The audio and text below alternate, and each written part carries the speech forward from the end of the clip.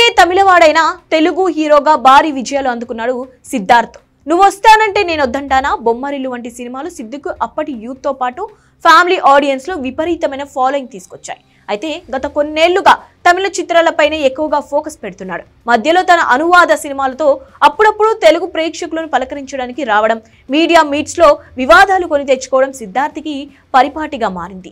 Latest గా భారతీ 2 ప్రచారంలోనూ కొత్త వివాదానికి తెరలేపాడు సిద్ధార్థ్. తెలుగు మీడియా అడిగిన ప్రశ్నలకు వ్యంగ్య పద్ధతిలో సమాధానాలు చెప్పడం వివాదానికి దారితీసింది. తాజాగా తెలంగాణ ప్రభుత్వం సినిమాలో నటించే నటులు డ్రగ్స్, సైబర్ క్రైమ్ కి సంబంధించి అవగాహన కల్పించేలా వీడియోలు చేయాలని ప్రతిపాదించింది. ఇదే విషయాన్ని ఓ విలేకరి సిద్ధార్థ్ని అడిగాడు. దానికి నా పేరు సిద్ధార్థ్, నేను 20 ఏళ్లుగా తెలుగు ప్రేక్షకులకు పరిచయం ఉన్నాను.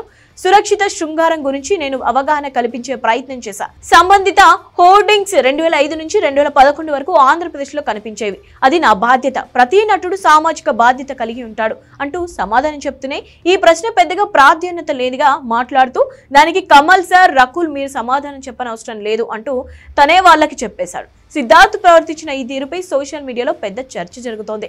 తాజాగా వాటన్నిటికీ సమాధానం ఇస్తూ తనను అపార్థం చేసుకున్నారని ఓ వీడియో రిలీజ్ చేశాడు సిద్ధార్థ్. భారతీ 2 ప్రెస్ మీట్ లో ఓ ప్రశ్నకు తానిచ్చిన సమాధానాన్ని కొందరు అపార్థం చేసుకున్నారని, డ్రగ్స్ పై పోరాటం చేస్తున్న తెలంగాణ రాష్ట్ర ప్రభుత్వం సీఎం రేవంత్ రెడ్డి గారికి తన పూర్తి మద్దతు ఇస్తానని తెలిపాడు సిద్ధార్థ్.